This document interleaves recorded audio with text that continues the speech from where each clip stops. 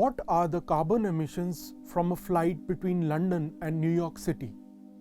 What is the per capita annual tourism emission in Zimbabwe?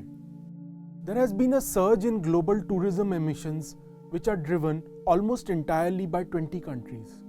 This is according to a new study published in Nature Communications, which is the most comprehensive and rigorous analysis of tourism-related emissions to date. Following the post-pandemic tourism rebound, global travel is expected to exceed 20 billion trips again this year, further contributing to rising emissions. The study uses United Nations-endorsed measurement of sustainable tourism framework and analyzes data from national accounts, including tourism expenditure and emissions intensity. The team studied the national carbon footprints of 175 countries, looking at data from multiple sources, including government-published reports. The analysis covers emissions from inbound, outbound, and domestic travel, considering factors such as local business contributions, international flights, and private vehicle use. 20 countries account for 3/4 of global tourism emissions, with wealthy nations unsurprisingly having higher per capita emissions from outbound tourism. The biggest drivers of rising emissions, however, are domestic travel within 3 countries: the United States, China, and India. Emissions from accommodation were also examined, revealing that resorts and hotels with modern services tend to have the highest emissions. In contrast, smaller lodgings like homestays and guest houses typically generate lower emissions.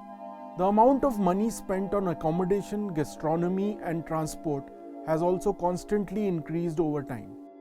This surge in tourism emissions is concerning, especially in light of broader environmental goals. The United Nations Environment Programme, or UNEP, reports that global emissions need to be reduced by 42% by 2030 and by 57% by 2035.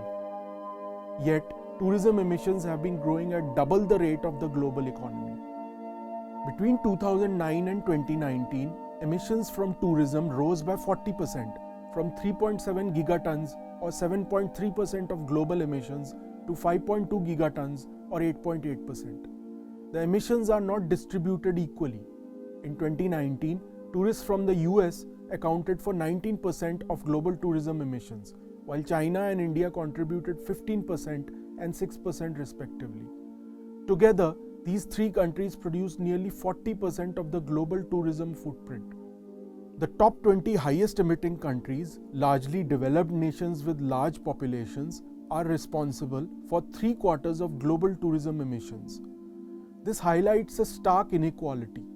The per capita tourism emissions of wealthy nations are far higher than those of poorer countries, where outbound travel is minimal.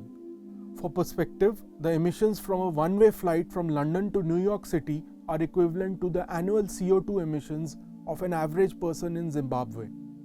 As global tourism continues to expand, finding sustainable solutions to these growing emissions becomes ever more urgent.